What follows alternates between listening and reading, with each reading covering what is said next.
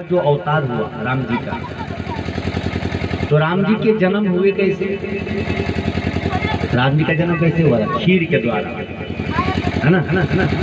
अग्नि देवता खीर लेके प्रकट हुए और वह खीर रानियों में बांटा गया और राम जी का जन्म हुआ। अब ध्यान देंगे कि इस खीर में कितना गुण छुपा है। मूलतः देखा जाए तो खीर बनती कैसे? खीर में मुख्य 3 चीजें होती हैं: दूध, चावल और चीनी, है ना? बाकी जो कुछ भी डालो, लेकिन मुख्य 3 चीजें होती है ना खीर में। अच्छा, मजे की बात देखिए, तीनों सफेद है।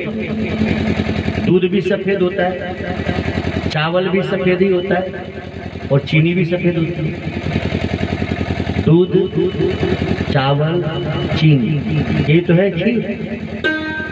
खीर के द्वारा राम जी का जन्म। अच्छा, एक अच्छी बात और, 3 ही रानियां भी थी,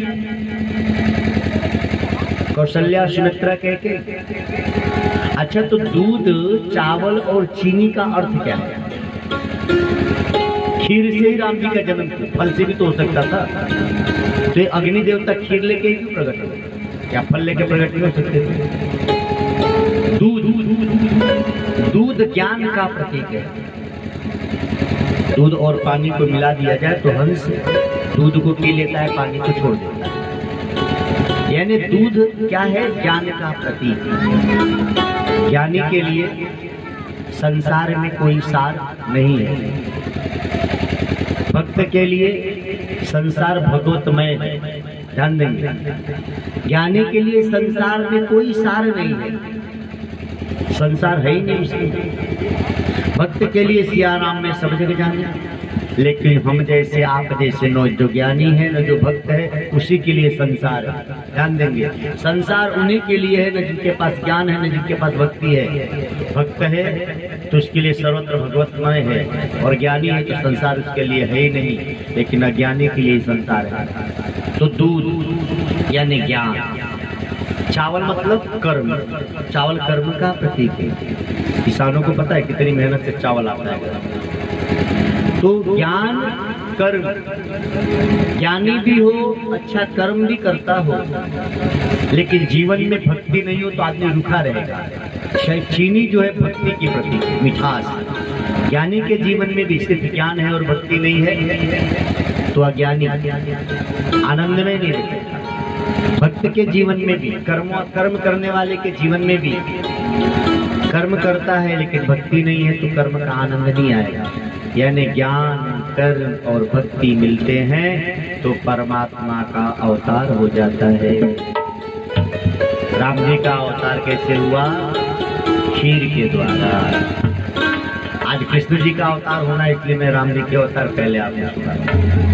श्रीमद् भागवत के 9वें स्कंद में 24 अध्याय है और 24 अध्याय में 12 अध्याय में राम कथा यानी सूर्यवंश की कथा है और 12 अध्याय में चंद्रवंश की कथा है यानी कृष्ण की कथा है। तो राम जी का जन्म खीर के द्वारा। कई लोग प्रश्न करते हैं कि भगवान भी गर्भ में आए? जाति के हरि गर्भ ही आए, भगवान गर्भ में आए। भागवत में भी गर्भ में भगवान आए हैं तो स्तुति किया देवताओं ने। लेकिन कई भक्त जो है ना, कई लोग भक्त तो है नहीं, कम भक्त होते हैं, ज्ञानी थोड़ा सा बन जाते हैं, तो कहते हैं भला भगवान भी गर्भ में आता है? भगवान को गर्भ में आने की क्या जरूरत है? स्वामी शरणानंद जी कथा कर रहे थे तो किसी ने पूछा कि भगवान भी गर्भ में आते हैं? वो जवाब दे, उससे पहले दूसरे संत ने कहा कि भगवान गर्भ में नहीं आते। अच्छा, भगवान क्या गर्भ में नहीं है? तुम कह रहे हो कि क्या भगवान भी गर्भ में आते हैं? संत ने प्रश्न का उत्तर न देके एक और प्रश्न कर दिया कि क्या भगवान गर्भ में नहीं है? जब भगवान सब जगह हैं तो गर्भ में नहीं है क्या? भगवान सब जगह है ना। जब सब जगह है तो क्या माताओं के गर्भ में नहीं है? लेकिन ज्ञान कम हो तो आदमी कुछ का कुछ सोचते रहे, भगवान गर्भ में है। अरे भाई, जब सब जगह है तो क्या गर्भ में नहीं है? सर्वत्र है।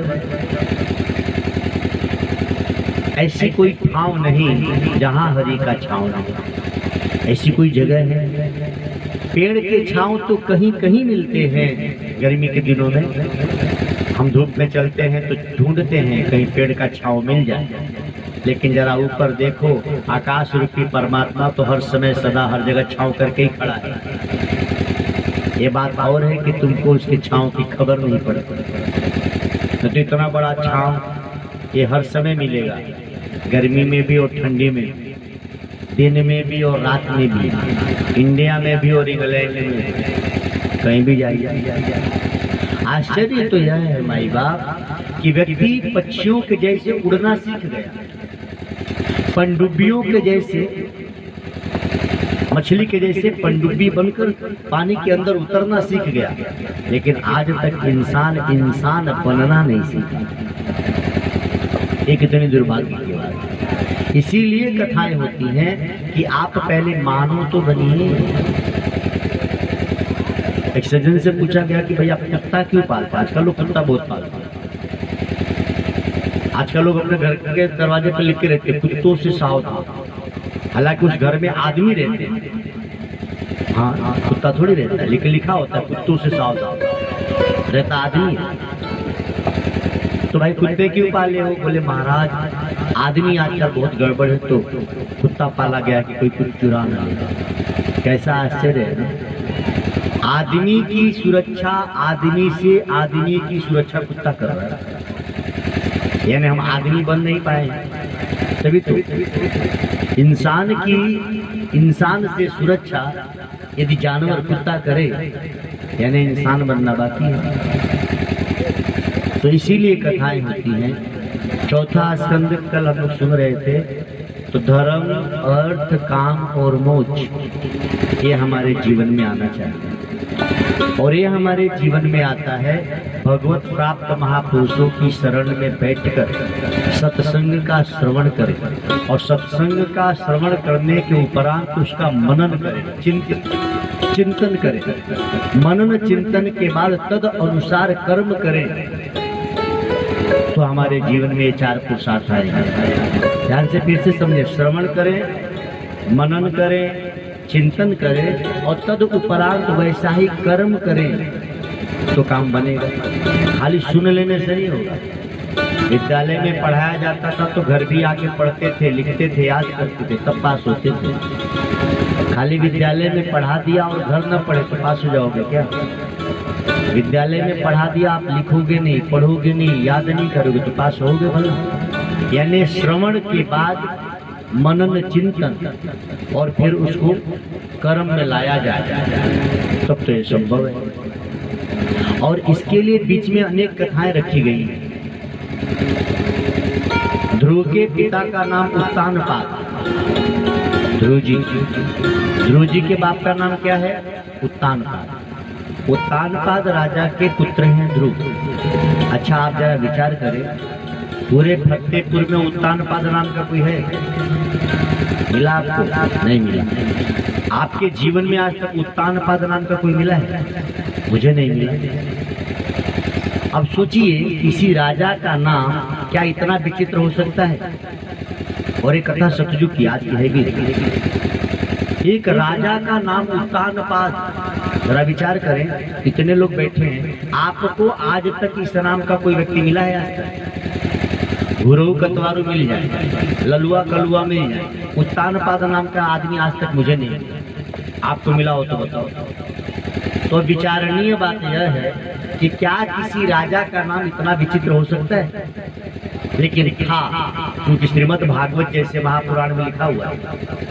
तो सबसे पहले विचार कीजिए कि